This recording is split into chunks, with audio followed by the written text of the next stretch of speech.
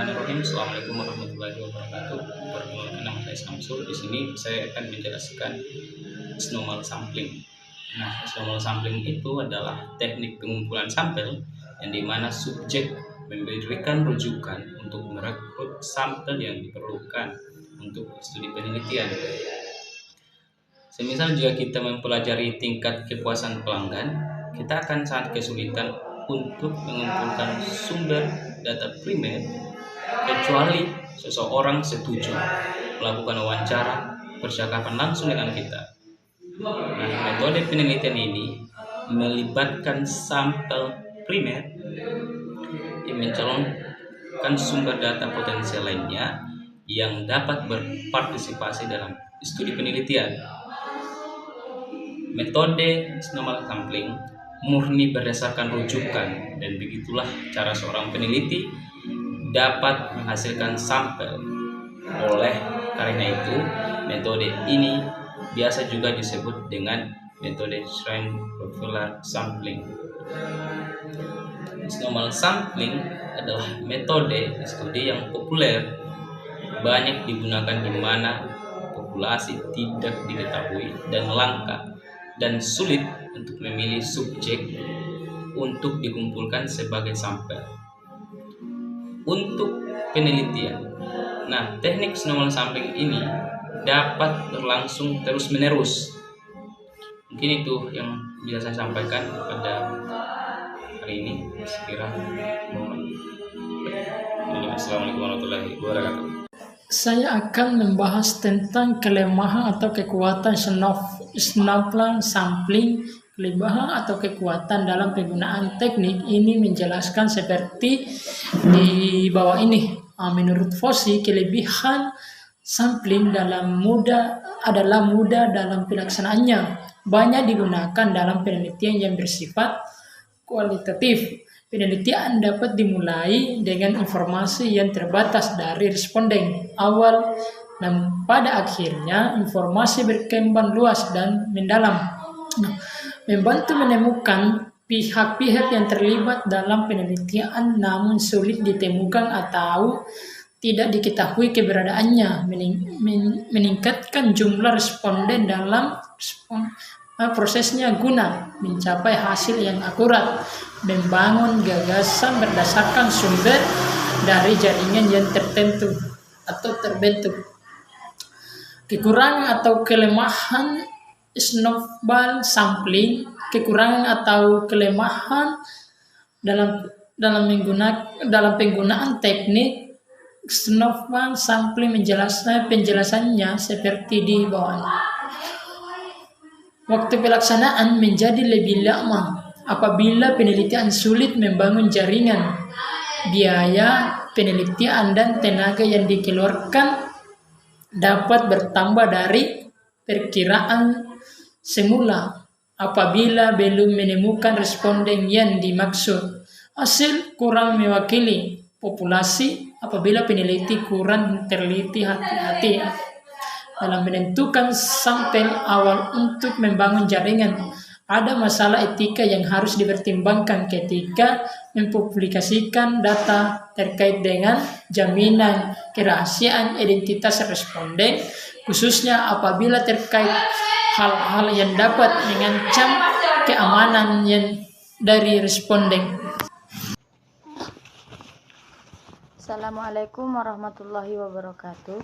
Lanjut saja materi selanjutnya tentang langkah-langkah snowball sampling.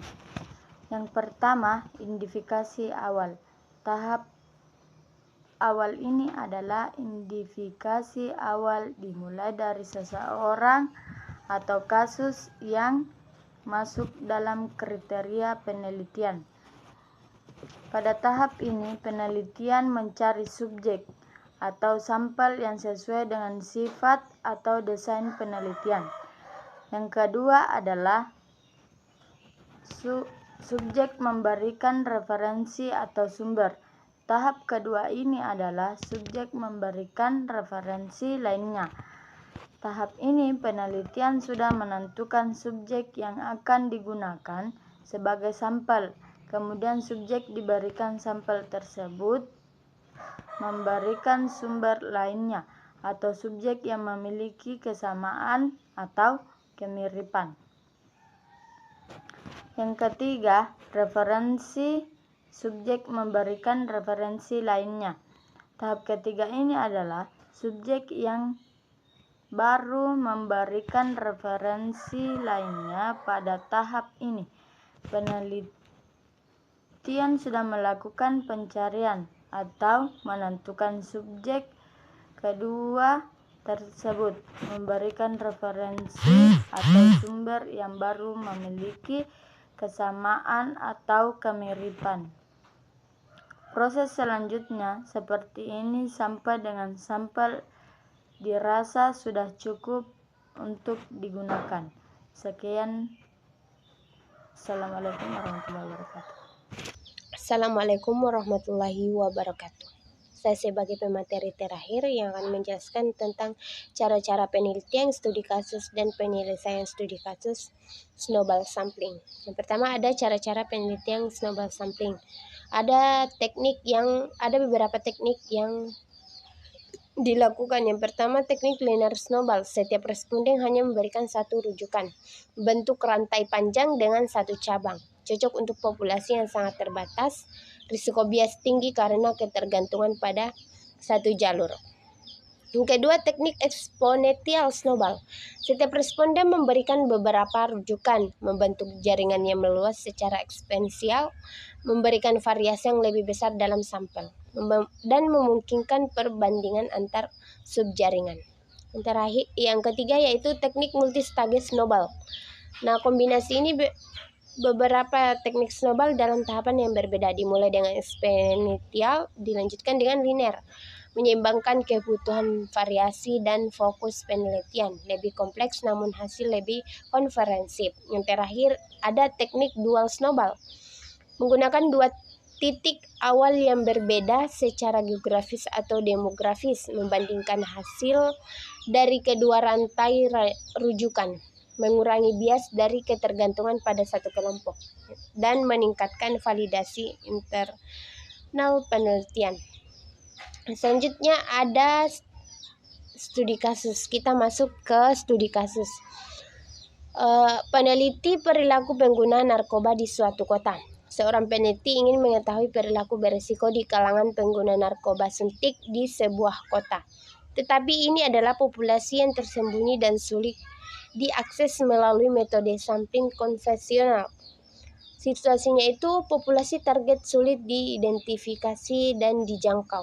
Ada stigma sosial yang kuat, tidak ada kerangka sampling yang tersedia, dan kita memerlukan pemahaman mendalam tentang perilaku berisiko ini.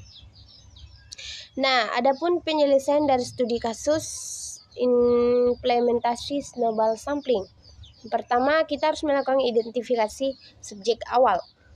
Peneliti bekerja sama dengan LSM lokal untuk mengidentifikasi 3 pengguna narkoba suntik yang bersedia berpartisipasi, membangun kepercayaan dengan menjamin kerahasiaan identitas. Yang kedua, mengumpulkan data awal.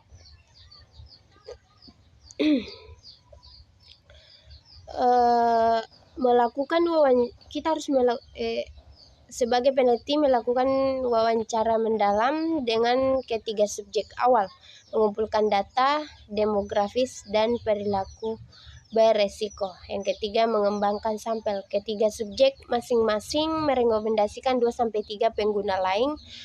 Totalnya 8 responden baru berhasil direkrut pada gelombang kedua. Yang keempat yaitu iterasi. Responden gelombang kedua merekomendasikan lebih banyak responden.